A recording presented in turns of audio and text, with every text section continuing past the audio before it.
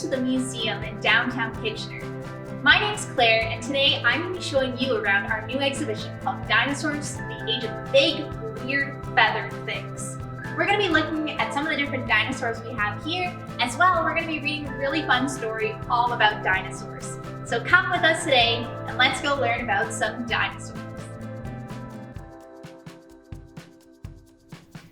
I'm here standing in front of a Suchomimus. This is quite a large theropod, which means it walked on two legs, and it was found in what is now known as Niger, Africa. Now, as I said, it's a theropod dinosaur with these two big, strong legs here and kind of smaller arms with claws. This was also a carnivorous dinosaur, and you can tell that it has really big, sharp teeth that would be able to puncture or eat small prey or fish.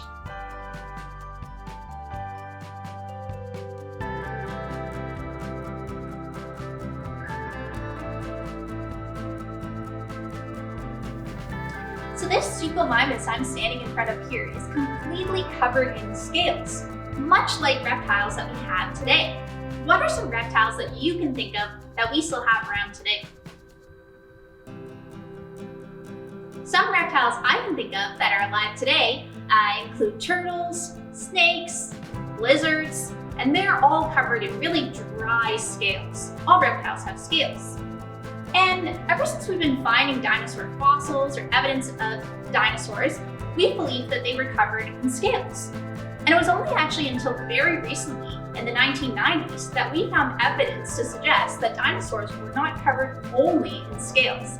And we're going to be looking at one of those examples up next. Alright, so now we're standing in front of the Sinosauropteryx. This dinosaur lived about 130 million years ago in what is now China. Now, it's actually a really interesting dinosaur because it was found back in 1996 by a Chinese farmer in his field. And it actually was the first feathered dinosaur that paleontologists found. And it led to a series of discoveries of feathered dinosaurs in China and across the world, including in Canada, of other feathered dinosaurs, and completely changed our understanding of dinosaurs and what they were covered in.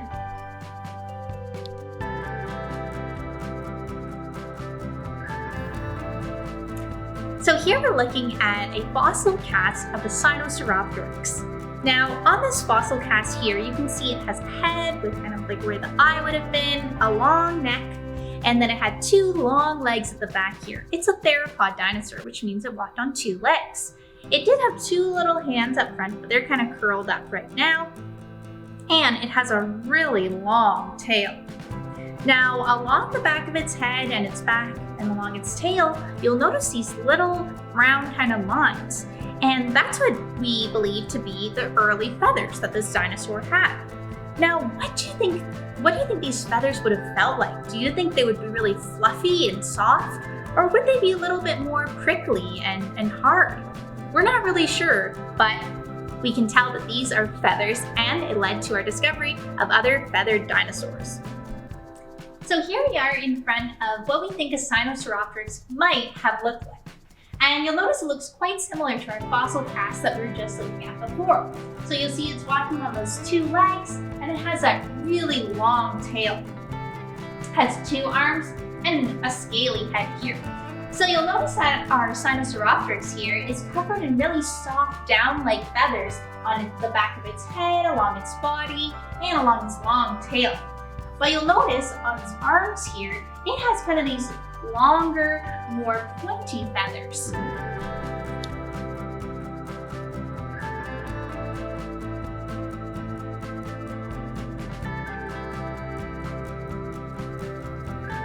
So now we're standing in front of a Velociraptor. The Velociraptor lived about 75 to 71 million years ago.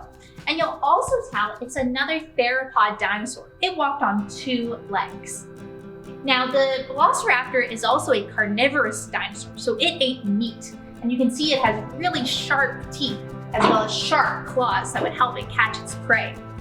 And as well, you can notice that this dinosaur, the Velociraptor, is covered in the same kind of soft, down-like feathers all across its body and its tail. And on its arm, it has those more pointy feathers, like we saw on the Sinosauropteryx.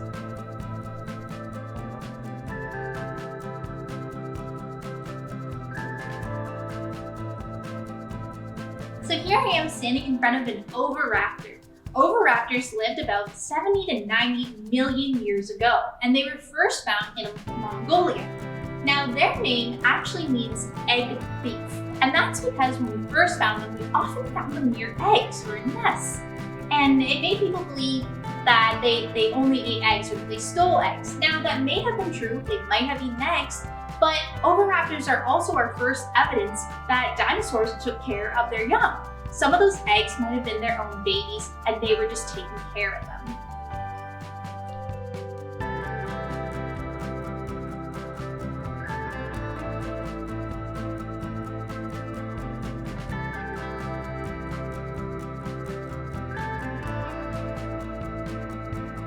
Now that we've looked at a few different dinosaurs in our exhibition, we're going to move on to our story time. So get cozy and we're going to read a little story. Today we're going to be reading How Did Dinosaurs Learn to Read by Jane Yolen and Mark T.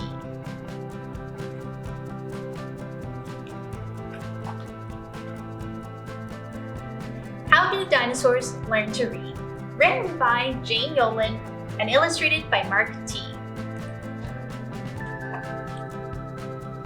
For my mother, who taught me to read because I never got to thank her, Jane Yolen, and to Kathy Westray, with gratitude, Mark T. How does a dinosaur learn to read?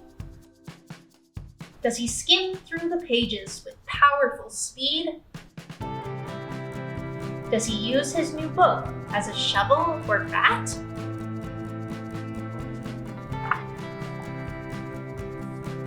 Play fetch with the dog? Throw books at the cat?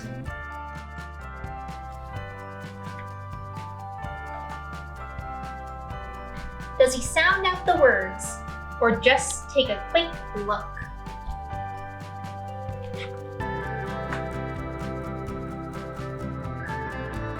Does she lose her huge temper, then jump on the book?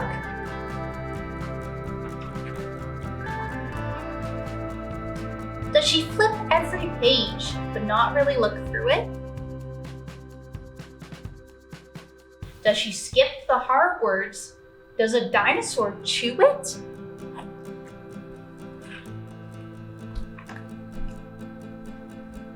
Does he read in the tub? Make the book a big boat? And then throw a tantrum when it doesn't float? Does he read on the potty while making a mess? Does he stay till the end of the book?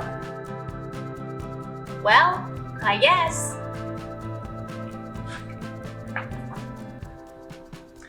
Does she scratch off the words with the tip of her tail?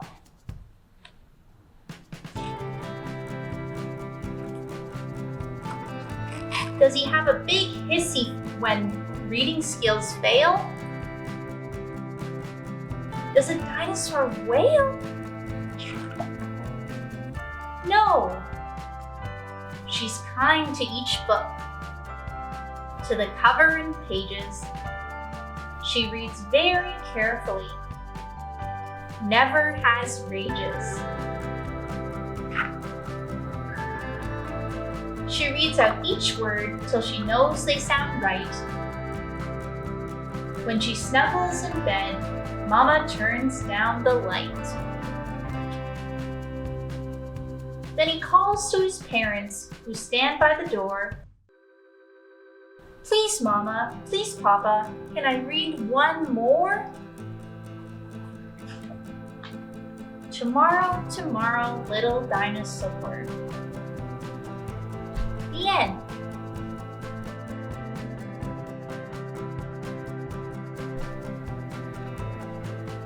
So in this book, you might have noticed there's loads of different dinosaurs. And some of these dinosaurs look really similar to dinosaurs we're familiar with, like a T-Rex or a Triceratops. But actually, when we look closely at the names, they're completely different. So they are related to a T-Rex or Triceratops, but they're different, and we're going to look at some of those more closely. So this dinosaur here looks a lot like a triceratops. And if you can think of a triceratops, you remember that they have a big fringe at the back of their head, as well as horns. But this one is actually a brachioceratops.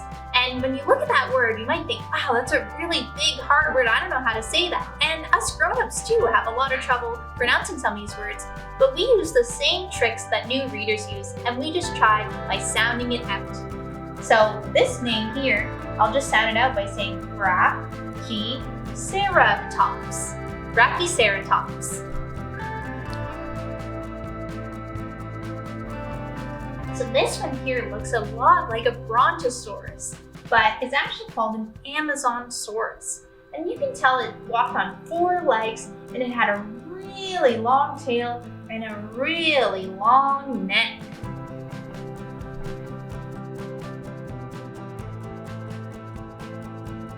So this dinosaur here looks a lot like an ankylosaurus. You can tell it has those big plates along its back and sharp spikes all the way down its back and its tail. But this dinosaur is actually a Gastonia. Again, we can just sound that out by syllable.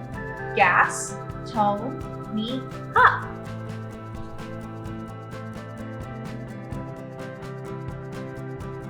So this dinosaur here looks a lot like some of those other theropods we were looking at earlier.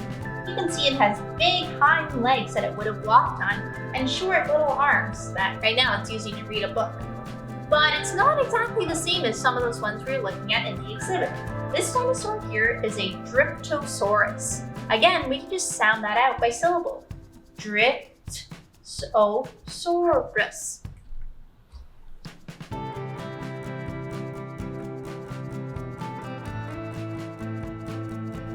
That's it for our story time today. We hope you enjoyed listening to the story and learning about how dinosaurs read, and also seeing our new exhibition, Dinosaurs, the Age of Big, Weird Feather Things. Be sure to check out our website, THEMUSEUM.ca, to keep an eye out for all sorts of different dinosaur programming and activities. We hope to see you soon. Thank you!